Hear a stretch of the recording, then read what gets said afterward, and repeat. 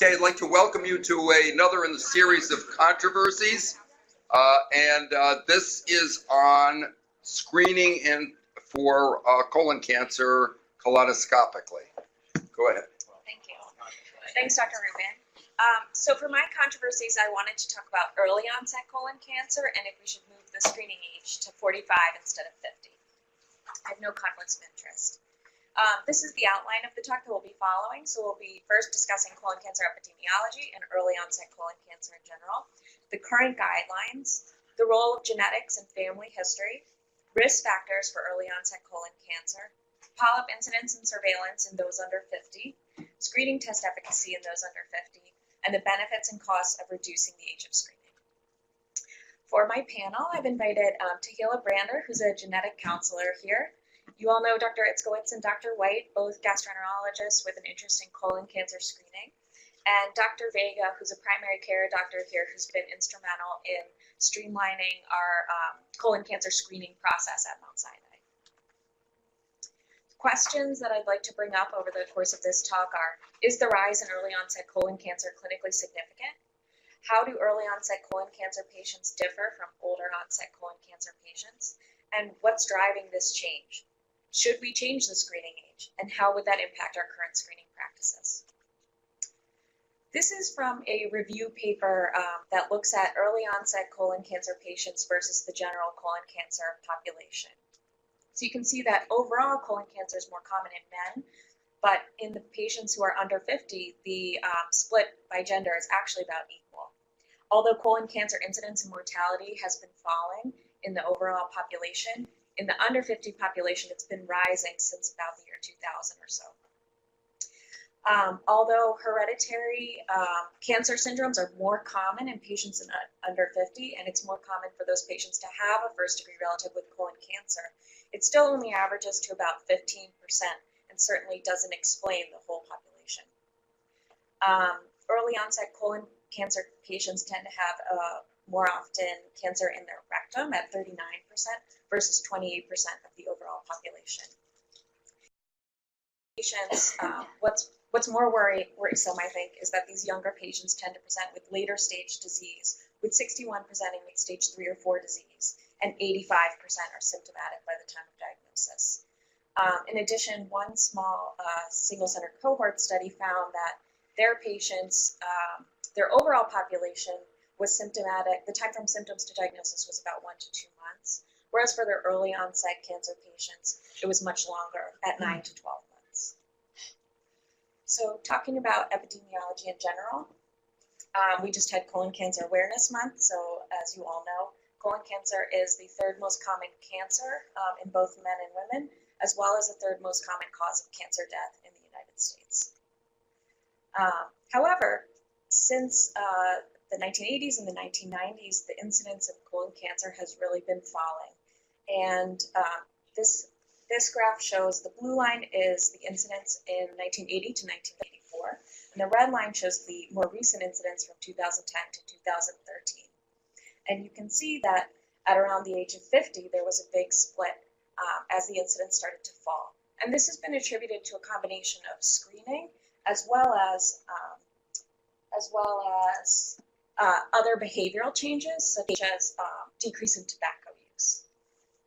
However, this overall incidence fall is really masking a rise in the patients under 50. So here, this graph shows those who are 50 and older and the falling incidence, but in those under 50, it's starting to rise. And I'd like to also point out the scale that's difference between these two graphs. It's 0 to 300 for the 50 and older crowd, and 0 to 14 per 100,000 in the under 50 crowd. This graph shows trends in the incidence by patient age. So you can see the black line represents 20 to 24-year-olds, and it goes up by 5-year intervals. And then also their birth cohort. So you can see the birth cohort at the bottom is in 10-year intervals. And you can see that colon and rectal cancer is rising in patients 55 and younger. And between the years 1994 and 2014, there was a 51% increase. Mortality also increased over this time period by 11%. And you can see that for the 50 to 54-year-old group, with their rising incidence, they're almost starting to converge with the 55 to 59-year-old crowd. And this suggests that is starting screening at age 50 really enough to capture those patients. This graph shows mortality. So, and I just wanted to point out that these younger patients, when they're diagnosed in the prime of their life, we're really losing out as a society on their productive years. So 5% of all patients who die of colon cancer are age 45 to 49, and 7.6% are age 50 to 54. However, if you calculate this as a percentage of person years of life lost, 10% of person years of life lost are due to those who are age 45 to 49. This trend has also been seen in other parts of the world, so it's not specific to the United States. So my first question for our panelists starts with a case. You have a 35-year-old man. He has no family history of colon cancer, and he comes to your office with 3 months of intermittent rectal bleeding, exacerbated by constipation. His hemoglobin is normal at 14.2, and his MCV is low normal at 82. What would your next steps be? And in the framework of this case, I'd like if you could talk about what your experiences in the office have been, and if your threshold for referring to GI or referring for colonoscopy has changed. Dr. Vega, do you want to start? Well, because the person's young and actually having rectal bleeding, I think most general internists would be referring to patients in GI for colonoscopy. So what I would tell the patient. You wouldn't consider doing something less, like maybe a flex sig or something like that. It's cheaper, it's quicker, it's, no anesthesia. Well, that's true. I guess if I was doing a flex sig in my office, but most general internists aren't doing flex sigs. And neither, I find that most GI doctors don't really do flex sigs that much anymore. They actually do colonoscopy. So I think as generalists, we are assuming most of the time that the GI person is going to do a colonoscopy.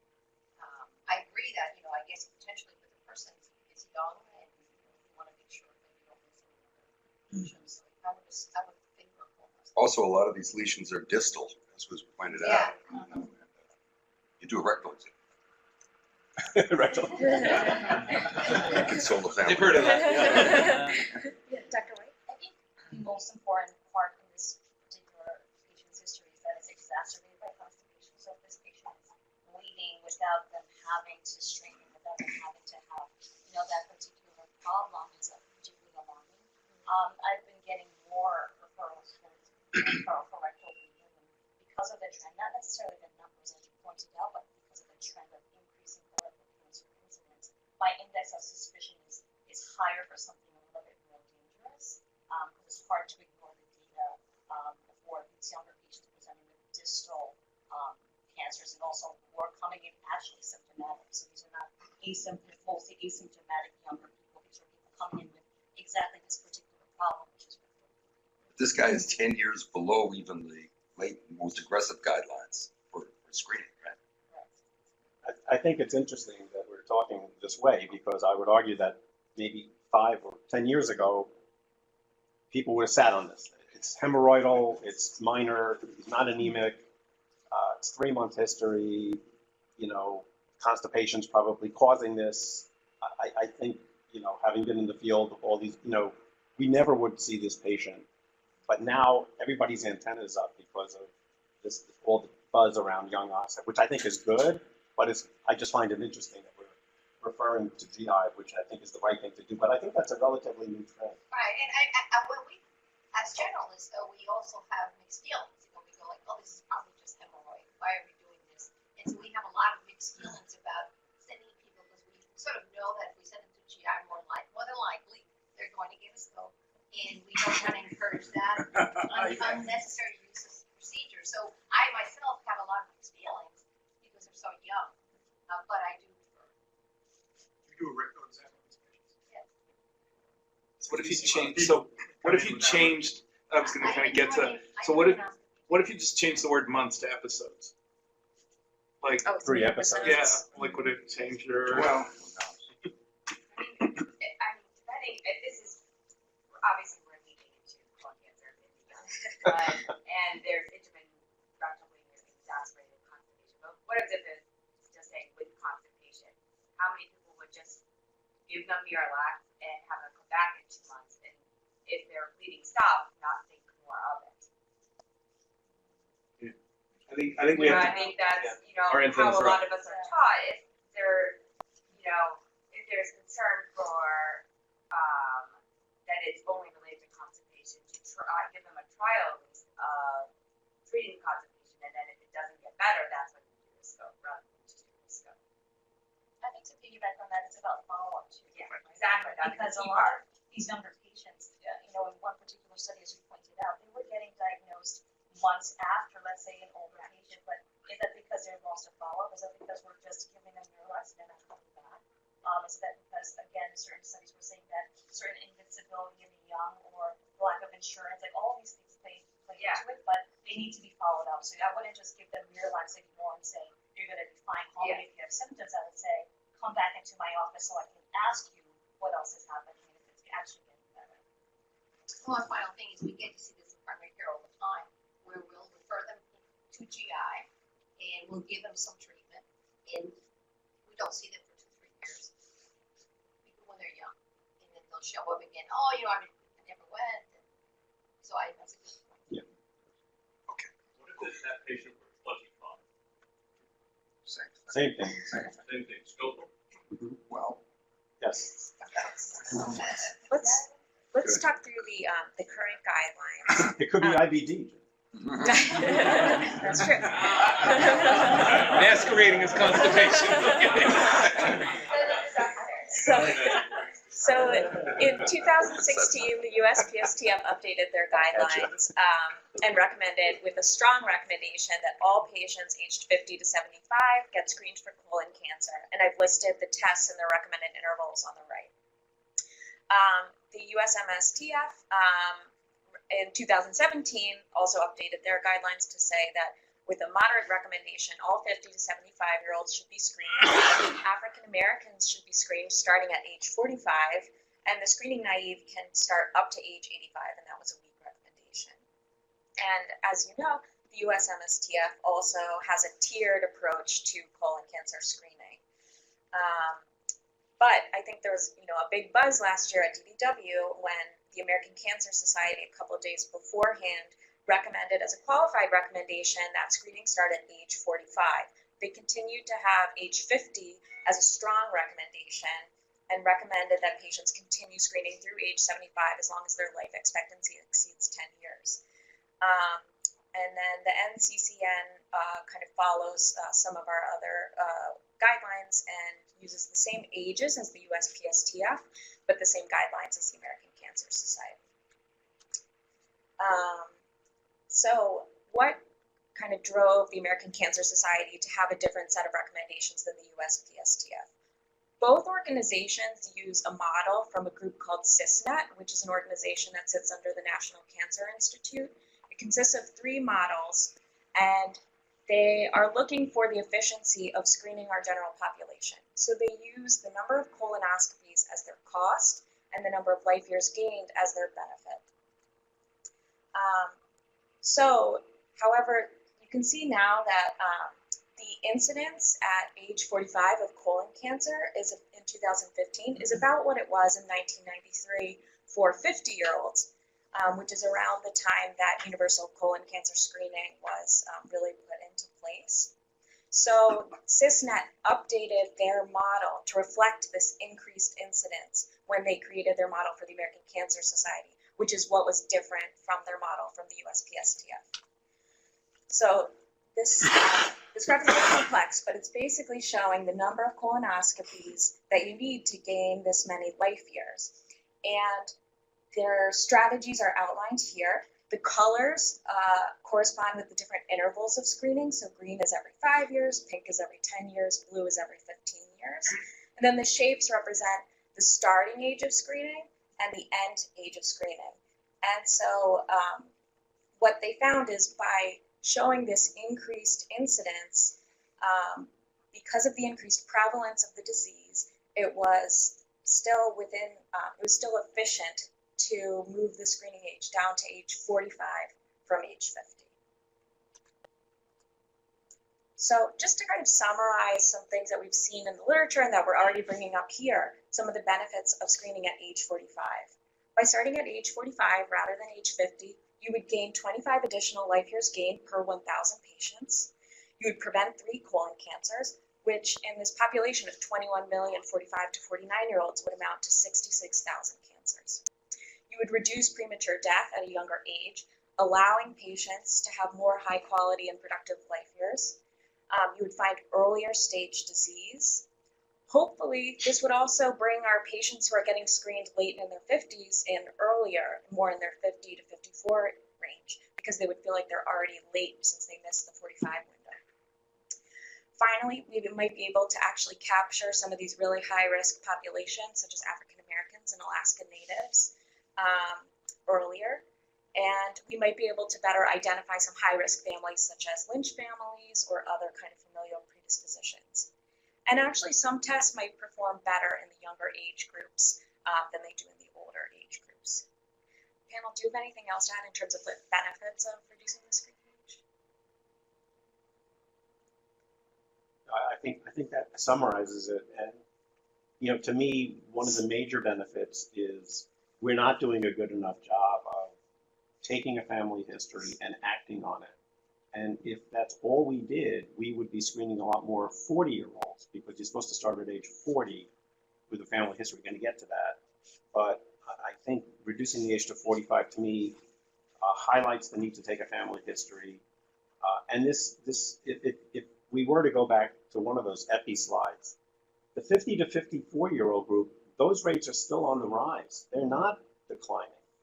And I think there's a tremendous amount of procrastination. So when somebody turns 50, they get their colonoscopy at 55. And so if we start having the conversation early and encourage people to come in at 45, they might come in at 50. To me, those are the real benefits. So based on this, have you sent out a notice to your patients that they ought to start being screened at 45? Have people adopted this Well, in the community? it's hard because not all insurance companies have adopted this. So it's actually the opposite. I'm having the 45-year-olds calling and saying, have you seen the latest guidelines? And I'll say, I'm very hesitant because most of the time, unless they fit the family history and all that, I'm finding that I'm worried about being declined in terms of the colonoscopy. And it's very hard with insurance companies to really get the data because, you'll read their website, but there's so many different plans that. It's not hard. They don't want to know from it. Yeah, they're going to wait 10 years to adopt it. They're going to wait for basically their people to push them to do this. So most people in primary care have not adopted this, even though we know that it's beneficial because of being declined by insurance companies. But we are getting a lot of patients calling us. And are the other societies coming along in step, or are they in opposition to what the ACS came out with? No, everybody's reviewing. Well, so one of the guidelines is the Multi-Society Task Force. So that is the other societies who are now reviewing their guidelines earlier than they had planned to review them, as is the U.S. Preventative Services Task Force, to try to get this all in line. The insurance industry is a much harder nut to crack. Some of the companies are actually starting to cover this as But well. if you read the United, our plan, UMR, supposedly covers it, but if you look at the United Healthcare site, it says 50. Right. And so I've been doing a lot of the revenue cycle analysis to see what we're going to get, and most of them are still not covering it. So I feel we're going to wait for the other societies to kind of make good recommendations, and then maybe we'll see in a year or two that they'll change. So most of the insurance companies use the U.S. Multi-Society Task Force as their, so that's the key one, and they are reviewing it earlier, but they haven't actually. It'll take them about 2 years. It's interesting. There's about 13 states in the nation that use the ACS guidelines, not the USPSTF. I wasn't aware of that until recently. So I forget which 13 states they are. I don't think it's New York. Not New York's not one. Not New York. But I always thought that the whole country goes by the USPSTF, but they don't necessarily. Has any of it done a cost-benefit ratio? Cost of the colonoscopy. We're going to get to that. We'll get to that. Stay tuned. Yeah. Because this is obviously. Hot off the press. Insurance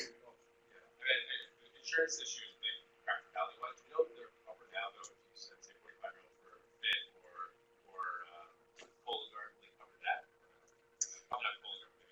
guard's not covered. No, it depends on the insurance company, the same thing. They're much more willing to obviously do fit. This is a cheaper test, but even though, so I haven't had, if I do anything, I'll do a fit just because I know that patients are more willing to pick up the cost for that if you make a mistake. But again, each insurance company has many different plans, so that is a hit or miss when it comes to screening if it's not adopted by the company. Okay, go. All right. So let's talk about some of the downsides to moving the screening age earlier.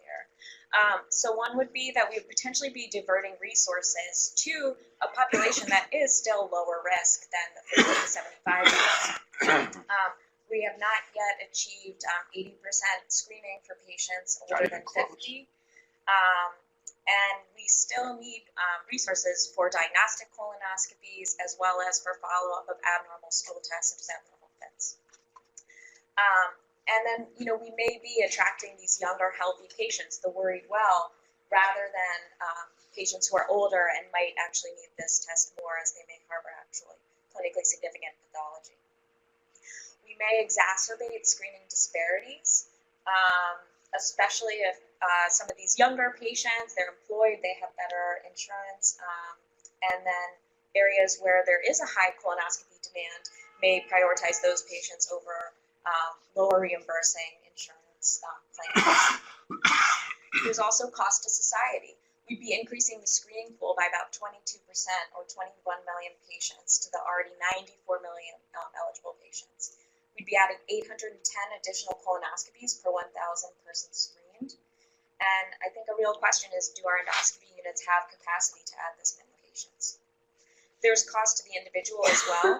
By starting at age 45 and continuing every 10 years, we'll be adding a colonoscopy per person, assuming that they complied with the 10-year interval. There's also procedural complications, and as we've been discussing, the insurers may not cover this test. Finally, I think this could take away from our ability to study the effectiveness of screening in this younger group. Whereas perhaps our time and effort may be better spent trying to find factors that would actually identify who in this population is high risk rather than universal screening.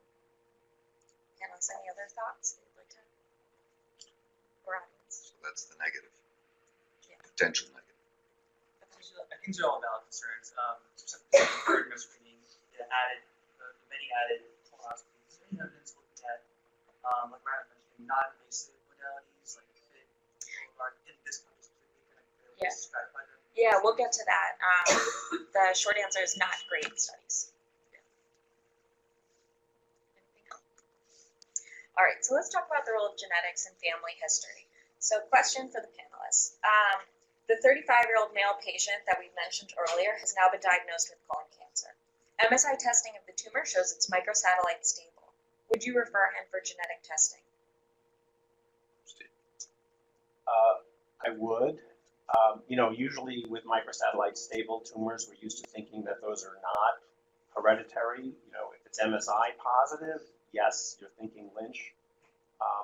But the curious thing about these young onset cancers is that most of them are microsatellite stable and not unstable. And there are some genetic variants, not the usual suspects like Lynch genes, but there are these low penetrance genes that can still contribute to microsatellite stable tumors. So at this age, I would refer to genetics counselors. What do you think? To heal up the fields. Yeah, according to NCCN guidelines, anyone under 50 diagnosed with colon cancer should be referred for genetic counseling and testing, and almost all insurance companies will cover the 35-year-old, so yeah. And I think that is a really good point about we all think about Lynch syndrome, and NCCN guidelines is based on Lynch syndrome and polyposis, but we forget about all these other genes. So what does that screening consist of, and how much does it cost? So if insurance isn't going to cover it at all, genetic testing now can cost up to $250. So that's a really significant drop in cost. Most of the time for a patient this age, it will be fully covered, depending on deductibles. Genetic counseling is the process where we take the whole family history, so we're also thinking about with some of these other genes, where we might think about breast cancer in the family or other types of cancer, so we really want to get a full picture of what's going on. We're not only asking about colon cancer. And then the counseling is also just to talk about what that means for their family members, their future as well as then talking when the results come back, what it means in the context of their family. So it's a blood test, It's a too. blood test. That's it. It's a conversation. in a blood test. Conversation. The blood test is the Very easiest good. part. Touche. Okay. How effective is microsatellite stability for ruling out the potential of this? You know what? Yes. I don't have the numbers off the top of my head, but it's not fully. Just because it's microsatellite stable doesn't mean that the patient doesn't have Lynch syndrome. Very And rare. same thing as with immunohistochemical testing. We've had some false negatives, but it's pretty rare. Do you do multi-gene panel testing routinely now? Almost everyone. And we can also order for not this patient, but for a patient who has a normal immunohistochemical testing for Lynch syndrome, for example, we can order paired germline, so testing with the blood and tumor testing. And that's very helpful to see what's a sporadic cancer, so we can pick up 2 mutations in the Lynch gene just in the tumor that's not in the germline. Then we can more easily say, okay, this was just happened by chance. You don't study the tumor, do you? Do you study? That's what she So said. that we can send that out, that they can do paired testing. So should that be sent, the endoscopist who made this diagnosis, should that have been sent off at the We time? can coordinate all of that. The lab comes and picks it up in the pathology department. No, but I mean, is it a separate preparation? You just put it, can you put it in formalin like you do? I think they can get it. They can expect it. Yeah. This is a very important, it's a new concept. You know, usually we would send people and they would just get blood germline gene testing without looking at the tumor. But there are these there's a Lynch-like syndrome, which means that phenotypically it looks like Lynch, but you do the germline testing and it's negative. But if you test a tumor, it may have loss of the, quote, Lynch genes, the DNA mismatch repair genes. So that is a sporadic,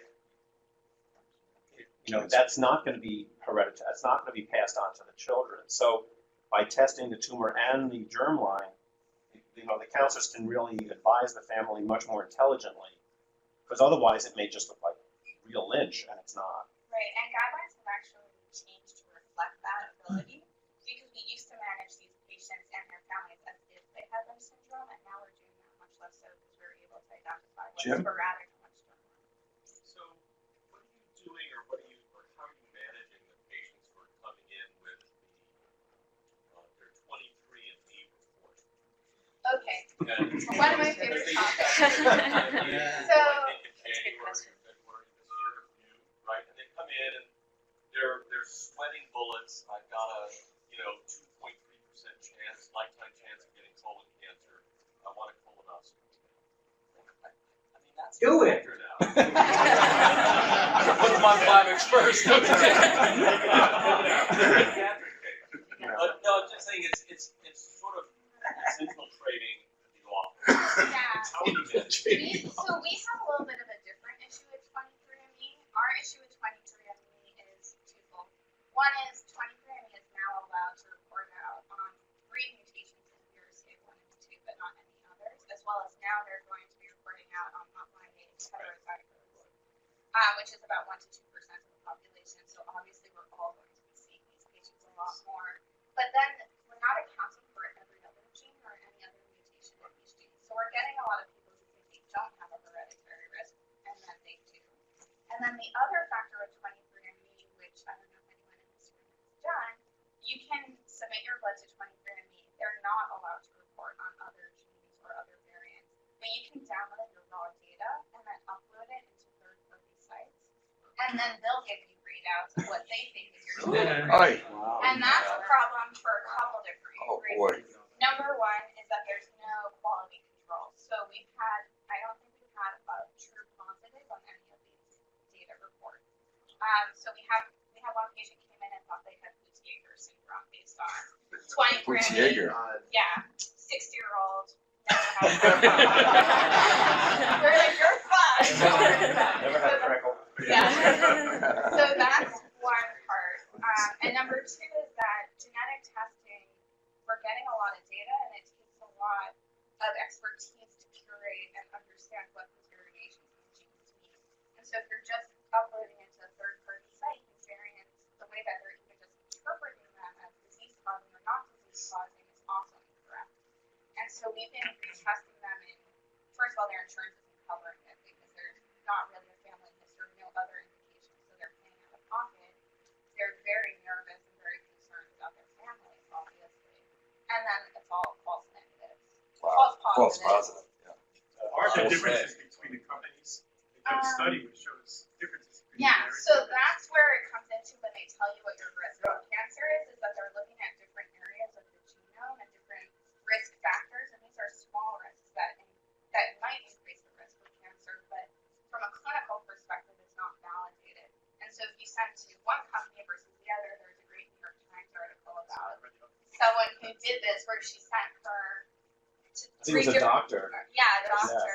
to who was three told he had different Lynch, but he didn't. Yeah. That and also who told one said that she had like a 80% risk for Alzheimer's and then no risk for Alzheimer's because they're just looking at different areas, and so it's really not well validated. And I think how to treat these patients is a difficulty because they're coming in so concerned, but their insurance is not going to cover it, and most of it isn't based on hard data. Thank you for clarifying all of that. All right. Actually, and that brings me to the next part of the case. So your patient is referred for genetic testing. The panel shows that he's heterozygous for MUT1-YH, a moderate penetrance gene. How would you counsel him, and how would you counsel his family members? Okay, so I picked this gene. MUT1-YH is very common, about 1 to 2% in the general population will carry one gene. And so I had 2 mutations in the MUT1-YH gene that cause MUT1-YH associated polyposis. The issue with these type of patients, and we're getting more and more of them, is that is this an incidental finding? Is this a contributor to their colon cancer? So that maybe they have a lot of factors, genetic and environmental, contributing to the colon cancer. And then the family members is where it's really difficult. When we have a Lynch syndrome patient, it's very easy to say, if you have Lynch syndrome and your sibling does not, the sibling that does not have Lynch syndrome, we can manage based on the rest of the general population. But if you have a sibling who's a 35-year-old with colon cancer and only has a MUT1-YH mutation, a sibling that has negative, we still want to manage and watch them a little bit. High risk. High risk. So what would you say to this guy? So I would say I don't think we have a full explanation for why at 35 you developed colon cancer. MUT1-YH may have been a contributor, but I don't think it gives us the full answer. Your family members should be tested because of the reproductive implications, and the parents should be tested. Tested genetically or genetically? Because of the MUT1-YH, if both parents carry a mutation, then their siblings have a risk for MUT1-YH associated polyposis, and that's something we really want to know about in the siblings. But also to talk about screening earlier with the primary care and the GIs, because we manage this based on family history. If there's a 35-year-old with their siblings, and I think you get to that. Good. Best screening with family members. Okay, go. So in this population, it has been shown that they are more likely to have a family history of colon cancer compared to older patients. However, hereditary syndromes account for around 22% of colon cancer diagnosed in patients under 40. About 30% have a family history of either colon cancer or an advanced adenoma, but 55% have no history. So next case, you have a 35-year-old woman. She has no past medical history, and she comes to your office to talk about colon cancer screening. She has no symptoms, no anemia, no iron deficiency. She reports her father was just diagnosed with colon cancer at age 55. When would you recommend she start screening? What test would you recommend? And would you recommend genetic testing for her? So most people carry around the notion that you start 10 years younger than the youngest person in your family. Is that still, is that out of date? That concept? I think Sheila's going to go over the various society guidelines, but if you have a first-degree relative with colon cancer that occurred younger than age 60, which is this case, you start at 40 or 10 years younger than the youngest. And like if you did just 10 years younger, you would start at 45. Before getting 40. What's that? She's 35. Right, I'm just saying, it's not just simply 10 years younger than the youngest cancer, because that would be 45. The guidelines suggest if you have a first-degree relative with colon cancer younger than 60, why at 60, we're not going to go there. That's a Talmudic discussion. But so it's she should start at 40.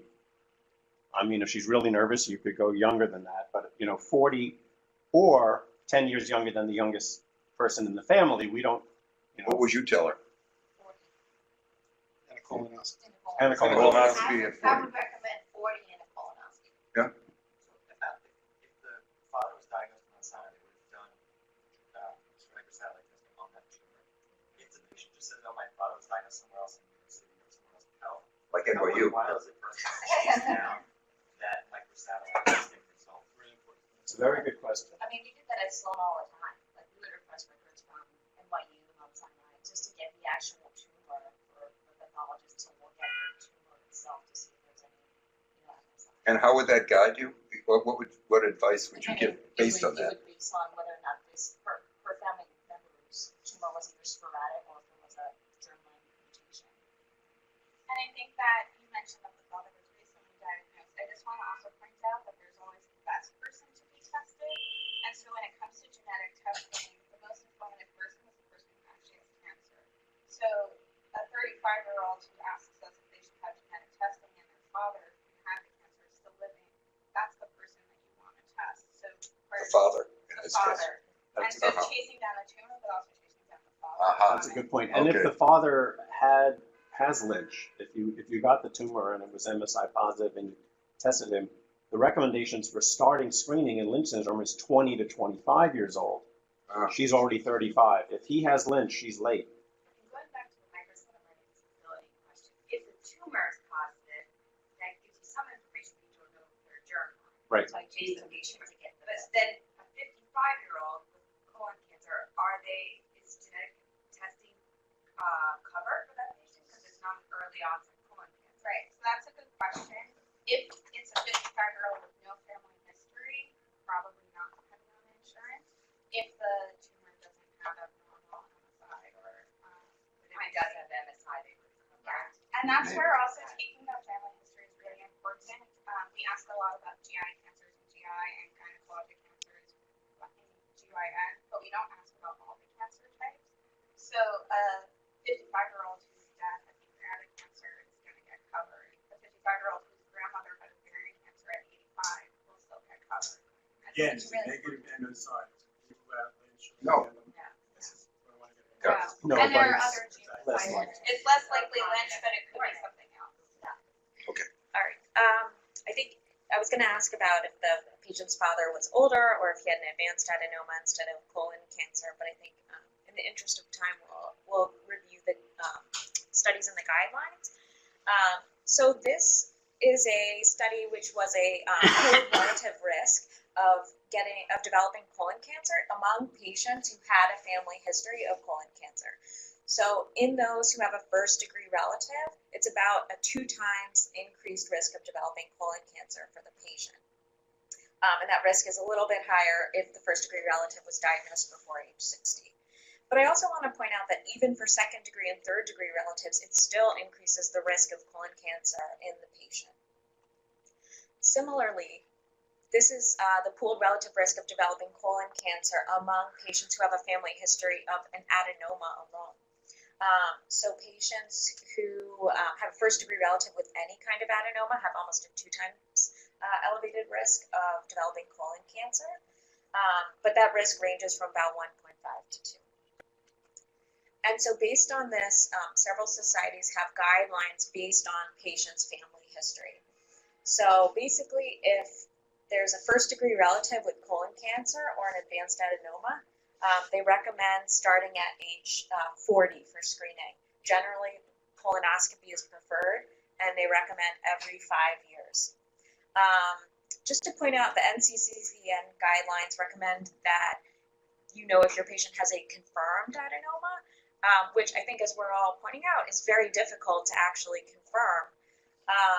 But what it does remind us is that if we find an advanced adenoma in our patients, we should be counseling them that their family members also need to get colon cancer screening starting at age 40, preferably with a colonoscopy. I think that's one of the most important take-home messages of today.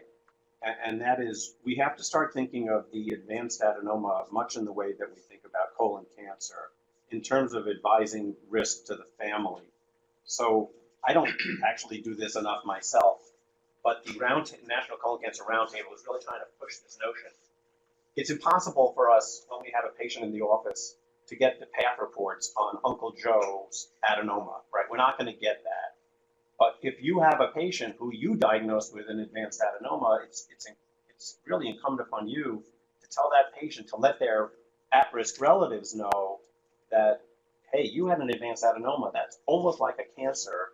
You got to let your relatives know, that they're at risk. And I think if we could get that message out, we would really do a lot better at preventing colon. So I have to tell you a very quick story about that. I took a bunch of polyps out of a guy, and at the end I said, polyps can run in families. This is important. Do you have any kids? He says, yeah, I have a son. I said, how old's your son? He said, 52. I said, has he ever had a colonoscopy? He says, no. I said, well, why not? And the guy says, well, doc, my son's a jerk. But do me a favor. He's picking me up today from your office. He's double parked in front of your office. Would you go out and maybe you can talk some sense into him? So I go outside and there's a double parked car. The guy's sort of dozing at the wheel. I bang on the window. I'm in my white coat. Scare the hell out of the guy. And he lowers the window and I give him a lecture about this. And the guy's saying, okay. And I go back in feeling very good. It wasn't his son. It was the guy waiting for someone in the building. The sun was circling. And the guy was so startled that he didn't have the wherewithal to say, excuse me, who are you? And what are you talking about?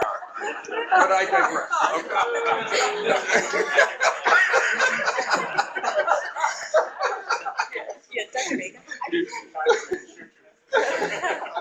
Okay. I want to add a little more about the advanced adenoma, because a lot of times the GI specialist will send us a note. Yeah. And there's not a lot of interaction post the procedure, so he comes to us, and we're sort of not really maybe not as familiar, or maybe we haven't interacted with the GI specialists in that regard. So I think in terms of the GI specialists, it would be very important to communicate with the primary care physician, and also for the patient, maybe bring them back to the office and counsel them rather than just send them a note. But in particular, to also coordinate with us, because we're going to continue to follow this. Good. Just so everyone knows, advanced adenoma, can you just define it for the... Sure. So advanced adenoma is any polyp greater than 1 centimeter with villus histology or high-grade dysplasia. This is a study that was actually presented at DDW last year, and there's a few studies that show kind of poor adherence and knowledge of the guidelines of screening early for patients with a significant family history. So this is a study from the CCFR registry, which is 7 academic centers in Australia, Ontario, and around the U.S. And they reviewed colon cancer patients who were diagnosed between the ages of 40 and 49. First of all, 75% of those patients didn't even meet criteria for early screening, which I thought was a lot of patients. But among the 25% who did, 98% of those patients were recommended to start screening earlier than when they were diagnosed. So I think that really represents a missed opportunity to potentially prevent cancer in those patients. So risk factors for early onset colon cancer. So we've talked a lot about family history, but these are the relative risk factors for colon cancer in patients of all ages. And what I've highlighted in red are factors that have been presented in abstracts in places like DDW as factors which are thought to be contributing to the early onset colon cancer population. And perhaps this population is just more at risk or more sensitive to these factors than the older cohort. Other proposed mechanisms include microbiome, antibiotic usage, in uterine and early childhood exposures, but I think we definitely need more data on those factors, so stay tuned. Real briefly, before you leave that, a lot of clinicians have been noticing that in the young onset colon cancer population, they're not obese, and in fact, many of them are like overly physically active. They are triathletes. I have a patient who's 27, had a stage 3 rectal cancer, and she is a marathon runner and skinny as a rail. So this protective effect of physical activity is relative. Mm-hmm. And then, what about the chronic ischemia? See, the ischemia is pre-cancer? This study is from JAMA Oncology from January of this year. It's the Nurses' Health Study, which, as you may be familiar, is a prospective study of nurses looking at their health, their outcomes, their diet, and their physical activity. And what they showed is among their 114 cases, a BMI of greater than 30 about doubled the risk of early onset colon cancer. And patients who had gained 40 kilos or more since the age 18 also had about a double risk of early onset colon cancer compared to their the rest of the cohort who had not gained weight. Saying that these nurses may or may not have had life occurrences like pregnancy that could have affected their weight gain and different things that wouldn't affect trim in particular. So just keeping that up. And then I wanted to talk a little bit about polyp incidence and surveillance in those under 50. The Multi-Society Task Force has guidelines on when to survey patients after polypectomy, and those haven't really been studied in the under 50 population. So, question for panelists. A 38-year-old woman with no family history of colon cancer gets a diagnostic colonoscopy for diarrhea. The exam shows a 5-millimeter polyp in the transverse colon, but is otherwise normal. Path shows that it's a tubular adenoma. When would you recommend a repeat colonoscopy, and would it be different than what you would recommend for a patient who's over 50? This is pretty much an incidental polyp, but one that we are happy to have found. I think that at that point, I would at the very least have her come back in 5 years, because at that point she's now starting on a surveillance pathway. Steve? Yeah, there's limited data. You know, a 5-millimeter polyp in anybody over 50, we tell them to come back in 10 years. I think we're more nervous that she's 38. So without a whole lot of evidence, I would probably bring her back in 5 years just in case. But that's just a gestalt. And this is a study from New England Journal of, there was an employer who covered screening colonoscopies for all patients aged 40 and over. And so they just reported their findings in terms of polyps for their 40 to 49-year-old patients. So you can see the prevalence of advanced neoplasm was about 3.5% in this population. 79% of patients had no polyp at all. And this is in comparison with 4.1% of patients in their 50s, 7.8% of patients in their 60s, and 11.8% of patients in their 70s. So the number needed to screen based on this cohort to find an advanced neoplasm in those aged 40 to 49 is 28. This is a study from Virginia Mason.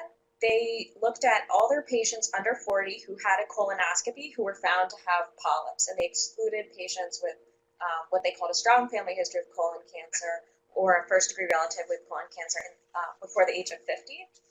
And they just looked at what the endoscopists were recommending in terms of when to bring the patients back. They didn't control for things like bowel prep or the reason that the colonoscopy was done in the first place. But basically what they found is that the higher risk polyps and the larger polyps, the endoscopists were not compliant with MSTF guidelines. And generally, 96% of the time, they were recalling patients sooner than is recommended for the over 50 cohort. And I think this reflects kind of fear that we all have that why is this under 50 patient developing polyps? Are they more aggressive? Do I need to bring them back sooner? But based on this small study from Cleveland Clinic, it seems like maybe we the polyp progression isn't necessarily faster in the under 50 crowd. This is a study looking at patients under 50 versus patients over 50 who had both a polyp on an index colonoscopy and then who had a repeat surveillance colonoscopy. And they found there was no significant difference in the development of advanced neoplasia or high-risk polyps between the two age groups. So, panelists, do you ever use stool-based tests for patients under 50? Dr. Rubin, you kind of alluded to this earlier. Yes, we do. We use the fit test. I haven't really been using the Cologuard at all, because of the cost, and most insurance companies aren't even paying for the patients who it's indicated. So I'm a lot more cautious about use. I haven't used Cologuard, definitely for fit testing. This is easy to administer, and more patients will be more likely to use it. Okay. So fit tests have to be programmatic, though. Well, one-time fit test, we've talked about this a lot, obviously, is really not the way to screen anybody for anything. So as we move forward in this, we have to implement programmatic screening as opposed to one-time screening. Actually, Aid has been instrumental And in she's trying been to get really helpful. Yeah. FIT testing and Cologuard testing ordered electronically at Sinai. Do you want to update us a little bit on where that stands? So there's an order in Epic right now for FIT, and it's, I know that David doesn't like the name. I didn't choose the name that was chosen by the lab. If you order a cold blood stool by fecal immunoassay, you'll get the FIT. If you type in FIT, you won't get it. Of course, it's not looking for cold blood, but Yeah. it's okay. So you're supposed to type in occult? Just fecal immunoassay, and it'll come up. Type in fecal immunoassay. Yes. I'm trying to change. We're working that. on it. So I promise. Surprisingly hard. I promise that will, but it takes that amount, so we will, that was put in there and it's been hard to change, but you can type it in and you'll get the order. And then it goes to, actually you have the kids in the office, and those of you who don't have the kids, we can always get them to you programmatically. We're gonna be initiating that. And then it goes to LabCorp and it will be resulted in Epic. You can do that on inpatients too? The inpatients are a little more difficult because it's part of the hospital. And so those, you can do it. So is that a no or yes? No, at this point. No. Why would you need to do it?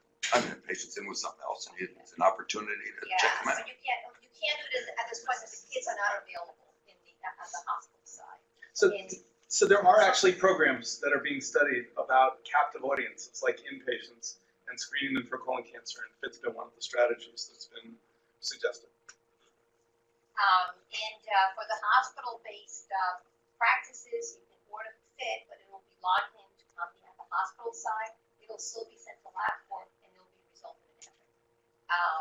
For the Cologuard, you actually can type Cologuard or still FIT The DNA. DNA or something. And David guided us on how, to how to name it, but I think it's a lot easier to access it in Epic.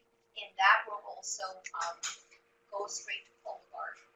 And Cologuard will send the kit to the patient, and it will come back resulted in Epic. We're still working on trying to make sure for those patients that don't return the kits, how are you going to know in your inbox? But basically, you can order it now. It's available, and the interface is already started as of March 18th. That just went live. And just remember, Cologuard, currently, the label is for people 50 and over. So it's really not covered in younger than 50. But they just finished enrolling a study of 45 to 49-year-olds. And we'll have those results probably in 6 or 9 months. Okay. That was when we actually, Cologuard for some reason is covered by Medicaid. It is now. So we have access to or I have access to Cologuard for my patients. But from what I understand, when your Epic order goes live, we're no longer going to need to sign the forms. You don't need to do any of that anymore. Right. It's already live. You can just order it, and it'll go straight to Exact Sciences. That's and yes, new. And many insurance companies are beginning to kind of chime in with this test, but definitely Medicaid pays for it, and so does Medicare. And all the advanced programs for Medicare. So definitely, yeah, it's not a bad thing. It's good. So this study was a prospective cohort of patients in Korea through an employer-based screening program. Patients had both FIT and colonoscopy, and they found that FIT is non-inferior for the under 50 crowd for finding cancer or advanced adenomas compared to the over 50 group. And as Dr. Itzkowitz mentioned, Cologuard is currently enrolling for a study of the 45 to 49-year-olds to look at how the test performs in that group. And then finally, this paper, Dr. Chapman, I think will help answer your question. It just came out in Gastro last week, but it's a cost-effectiveness analysis of reducing the screening age to age 45. And unlike the CISNAP model, which kind of assumes a perfect world with 100% compliance with screening, this is more of a real-world study.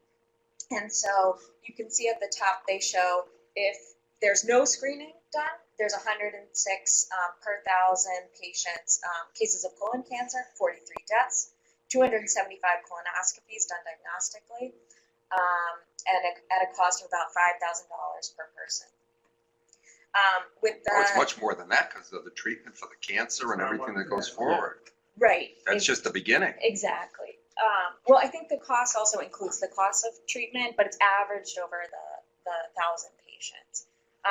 If you include colonoscopy every 10 years for those aged 50 to 75, you reduce the number of colon cancer cases to 33, reduce the number of deaths to 10, increase the number of colonoscopies, but overall saves money. If you lower the screening age to age 45, you would save about 5 colon cancer cases, 1 death, at a cost of increasing the number of colonoscopies by about 760. And it's slightly more expensive and costs about $33,900 per quality adjusted life year gained. They looked at 2 other screening strategies which haven't really been proposed, but I thought were interesting ideas. One was starting with a flex sig at age 45 to try and capture some of those rectal cancers. They didn't find much benefit, and it is quite a bit more expensive at $55,900 per quality adjusted life year gained. And then what if you used annual fit from 45 to 49 and then started with colonoscopy at age 50? They found a modest benefit, saved 2 cases of colon cancer, no improvement in colon deaths, but only cost about $2,500 per quality adjusted life year gained. And then what they also did was say that what if you took that number of colonoscopies that you would need if you started screening at age 45 and instead redeployed those colonoscopies towards higher risk groups, say the currently unscreened 55-year-olds or the currently unscreened 65-year-olds? Or what if you just improved colonoscopy completion for patients who had an abnormal fit from 60% to 90%? And you see the incremental costs are significant for increasing the number of colonoscopies to $486,000 per, I think, for the overall cost. And then as opposed to saving about $800,000 if you could just improve colonoscopy completion. Any other questions for the panel? So I think the point of that study is that it is cost effective to screen 45-year-olds, but it's even more cost effective to get the people in who should be coming in. And that's, you know, and that's where I think from an endoscopy unit standpoint, I feel, you know, if we're looking for slots to screen younger people, which is going to fill up endoscopy suites, we probably should be looking to reduce the number of surveillance colonoscopies we're doing, where we usually find nothing. Somebody had a, you know, a 3-millimeter adenoma, you know, 5 years ago, and they're coming in, you know. So I think the literature is starting to look at being a little more efficient with surveillance colonoscopies, because that'll open up slots for things like this. There's actually an update in the surveillance guidelines that will be coming out in the next 6 months, I think, that will do just that. I think that last slide sort of speaks to the point that, you know, here what the panel was discussing, that 35-year-old with rectal bleeding associated with constipation. The incidence of cancer in that group is 2 to 3 orders of magnitude lower than in a regular, you know, 50-year-old population. And so this big interest in let's scope all these rectal bleedings, I still, when the fellows come to the clinic, I still say if they have a story that fits for hemorrhoidal or fissure bleeding, treat it as such, but the follow-up is critical, right? So I have 30-year-olds who have no straining, no constipation, all that have rectal bleeding, probably nothing, but I still scope them. But I think the important thing is that the antennas are up, but it's literally 3 orders of magnitude difference in incidence. And so most of those scopes are normal. And all these patients have been kicked around. I've seen many of these since they got diagnosed. They had rectal bleeding that was blown off for a long time. They saw multiple doctors, and they kind of all blew it off. You're 35 or 40 or whatever. That's the follow-up piece. Okay, you didn't get better with some fiber. You didn't get better with some Miralax. Now we'll scope you. Whereas in years past, oh, let's try some Anusol. Let's send you to colorectal. Let's do an anoscopy. I just think we have some rational approach to this, because just like that last slide shows, it's horribly cost ineffective, even in the 45 to 50-year group. Forget the 35-year-old, where it's another order of magnitude lower. It's true. Okay, thank you, panel. Great. Well done.